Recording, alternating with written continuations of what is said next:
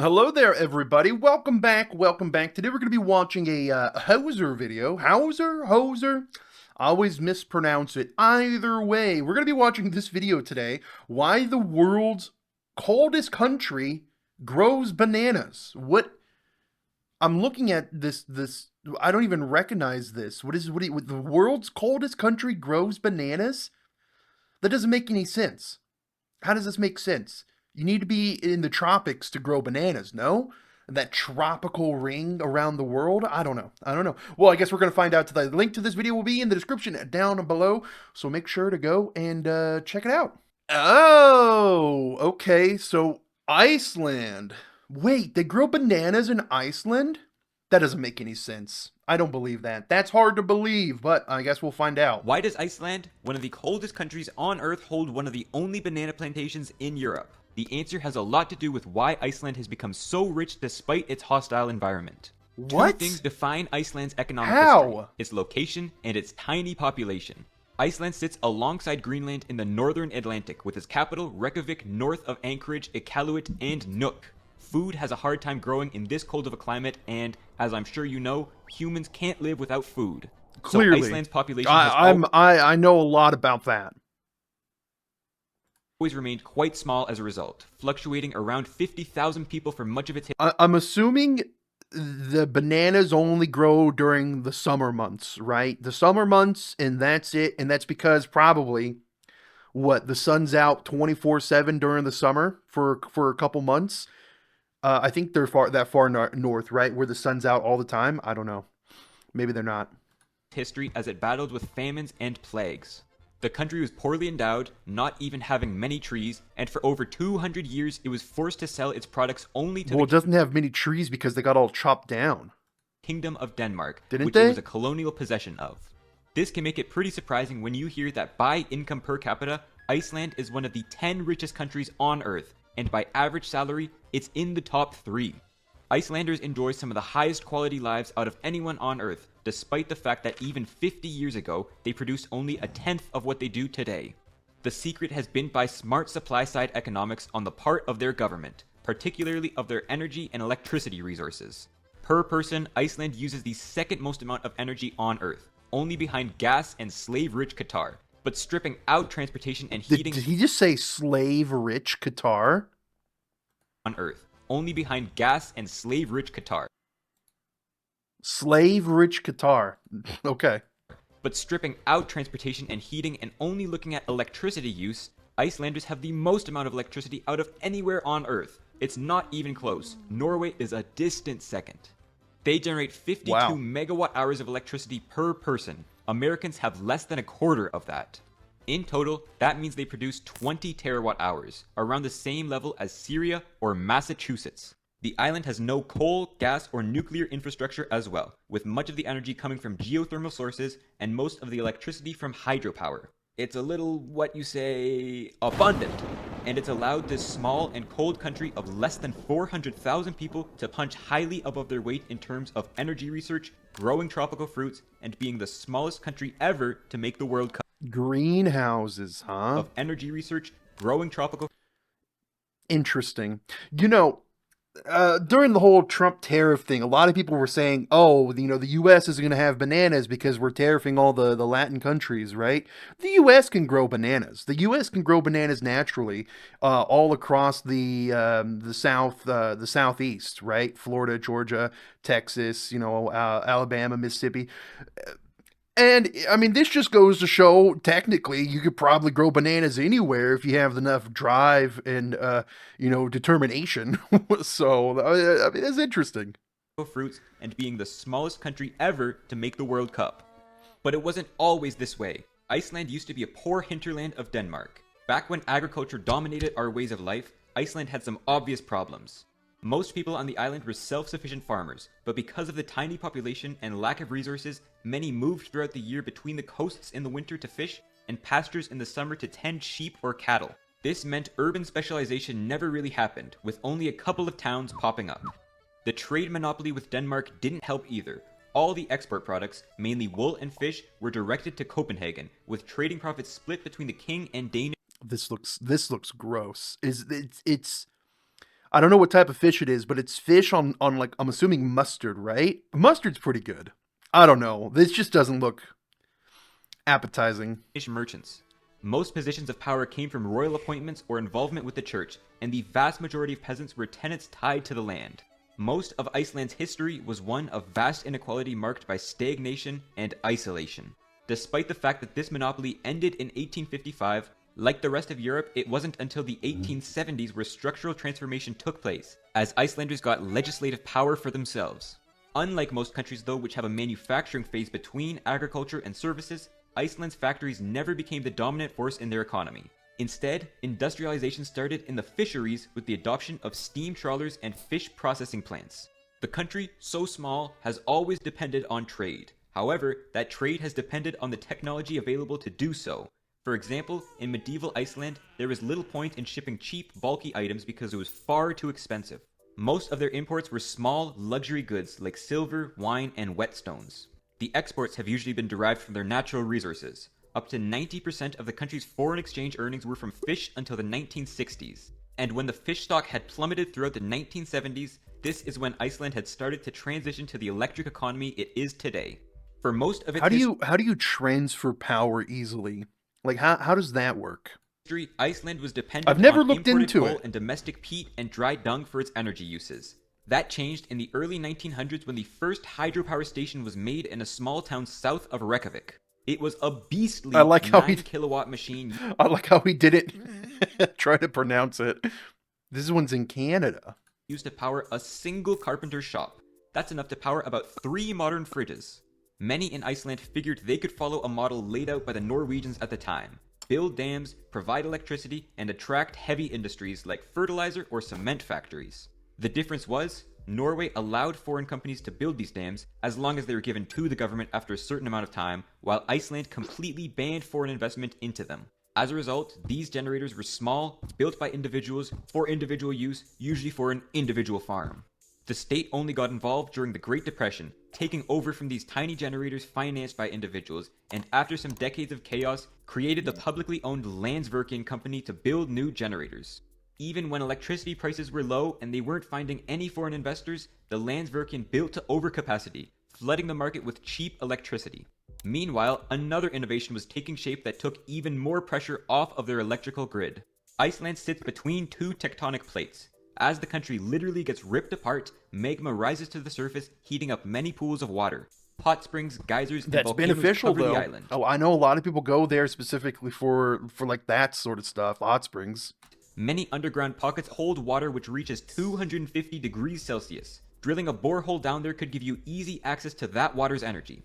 The first person to realize this was a farmer from the south. He built a pipe to transfer the heat from a nearby pool to his farmhouse, becoming the first geothermally heated home on the island. No longer would the citizens have to rely on imports or burning literal poo to stay warm. By the 60s and especially 70s, a concentrated effort was put in place by the Landsvirkjun to heat all homes using geothermal energy. So I'm assuming we haven't got to the banana part yet, but I'm assuming they're massive greenhouses that are maintained via these geothermal vents, right? That's probably what it is. It's probably the heat and the humidity and the moisture in there because of the geothermal is probably equatable to, you know, the tropics where bananas are usually grown. I had no idea this was the case. I don't know. I'm speculating that is the case. We'll find out in the video. We only have, 7 more minutes to go. But if that is the case, that's really interesting. I had no idea. And today, nearly all space heating is done via geothermal sources, as well as snow melting systems, heated pools, and indoor greenhouses. These are generally found to the south of Reykjavik, where a bounty of geysers and hot springs can be found. The large energy sources have meant Icelanders can increasingly grow year-round food including cucumbers, herbs, and tomatoes, which the country sources 75% of domestically. As part of research programs, horticulturalists have been able to grow cacao fruit, oranges, figs, ghost peppers, and yes, bananas.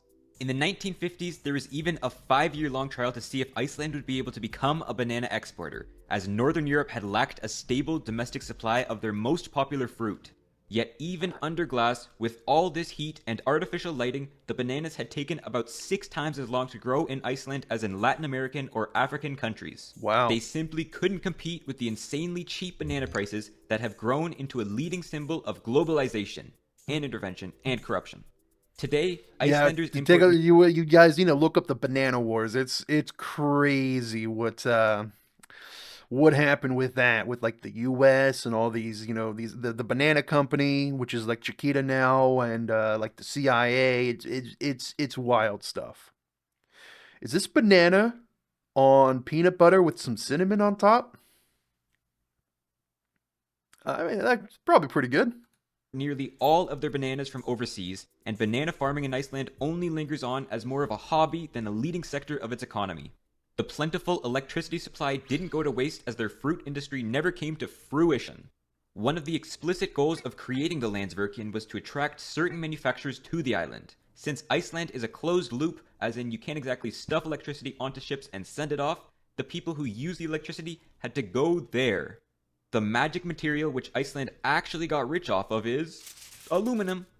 Smelting aluminum is incredibly electricity intensive, requiring 14,000 kilowatt hours per ton, far more than most metals. What? So the government saw an opportunity in attracting aluminum firms to the country.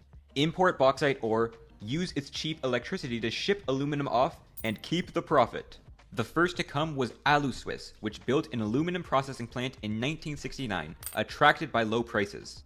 Today, electricity costs somewhere between 7 and 13 US cents per kilowatt hour. Compare that to the US at an average of 17 cents, and running an aluminum plant is around 30% cheaper in Iceland, even with the higher wages and shipping costs, because electricity is by far the biggest input in turning bauxite ore into aluminum sheets. For Americans in the Rust Belt, these cheap Icelandic prices were a factor in losing their industry. From America's peak of 30 aluminum plants, they've fallen to only 4. Oh, sad times, man. Very sad times. All of our manufacturing is leaving. In fact, 2 more plants were built in Iceland, both by American companies. Oh, okay. Century Aluminum's in 1998 and Alcoa's in 2007. A 4th one was partially built but cancelled after their 3, basically only banks had collapsed in. Oh yeah, in 2008. Yeah, that was a hard time even for myself. I had just become an adult in 2008, and let me tell you, it was pretty tough. 2008. Now, Iceland makes roughly the same amount of aluminum as the entire Wow. United States does, or about a third of Canada, or a 30th of China. But look at the electricity generation graph throughout this time. Here's when they made those plants. Here's where the Fjotstallur power station is, by far the largest in the country. Here's where the Alcoa plant is. Iceland's massive electricity supply is not going to its people. Only about 6% ends up in households, whereas over 70% goes to the 3 aluminum smelters. And if you still think 3 smelters Okay. doesn't sound impressive, consider that these alone generate about as much foreign exchange as their entire tourism industry, and going to Iceland isn't cheap. And yet, there's more to do with the electricity, as companies pour billions into big data, machine learning. Modi here. Yeah, I was gonna say this is perfect for AI investment, because it takes a lot of computational power, which means a lot of electrical power to run all the computers and machinery and whatnot, right? So I mean, this is perfect for AI facilities. I mean, there are companies building like nuclear facilities just for AI here in the U.S. Learning, blockchain, artificial intelligence, and big data analysis. They're going to need the computer power to do such Internet of Things. Companies like BMW already use Icelandic data to render their designs or run crash test simulations. Not only is it about 80% cheaper than running a British data center, but it solves much of the heat problem they face. To operate, these buildings must be kept at around 20 degrees Celsius, whereas the average summer temperature in Iceland is only about 10 to 12 degrees, meaning they can just use the outside air as a free source of AC. The extra heat could potentially be used to add more heat energy to the already well-built system. 3 companies already operate data centers across the country, totaling 200 megawatts in capacity, contributing to an estimated 7% of total electricity use and 5% of GDP. The hype for data gives the Landsvirkjun extra negotiating power against the aluminum companies, which critics say the country has grown too dependent on. Some other critics say they're too dependent on these new data centers, that Iceland's green energy shouldn't go to mining Bitcoin used for crime. The ex-prime minister has called for Iceland to grow corn, not data, with his electricity. But does that make sense? The history of No. trade routes starts out with small, precious things being traded among willing-to-pay elites. Things like silk, cinnamon, perfumes, and myrrh, whatever myrrh is. Then, with the European Age of Discovery and all this new land they had access to, trade became much more about outsourcing land, with popular items coming back to the old world being things like sugar, Brazil wood, and furs. It's relatively recent when we started trading bulky, cheap things, and small countries dependent on bulky, cheap things could join the global economy. Iceland isn't naturally rich in many things, but it is rich in electricity generating capacity. Since that can't be directly exported, the country has to export it virtually, either in metal form or literally virtually. As a byproduct, it's given the citizens some of the most clean energy and electricity on Maybe I gotta move to Iceland, guys. I mean, it seems pretty awesome. Earth. Two things which It feels like they're going to be an up and comer in this whole AI race, right? I mean, there's going to be so many data banks and facilities built there. I mean, it's a job. It's a job. dramatically improve the standards of living for whoever has access to them. Iceland's story is one of skilled management of trade, realizing its full potential by making the most of what they're best at. It didn't work for everything. Iceland never became Europe's banana plantation. That sucks. I was totally jebaited. I was clickbaited into watching this video because I wanted to watch the video to know more about the bananas. But you know what? We still learned today, so it's okay. it didn't matter since they found the areas they were the best in the world at, and with that money, just imported the bananas and corn. And isn't that what trade is all about? Sure, that's what trade is all about. Link to this video will be in the description down below, guys, so make sure to go and check it out. I'll read a couple comments. This video is about 1% banana, 99% about electricity. I was debated. Didn't know Iceland was a banana republic. Having free access to limitless energy basically churns a country into a sandbox mode.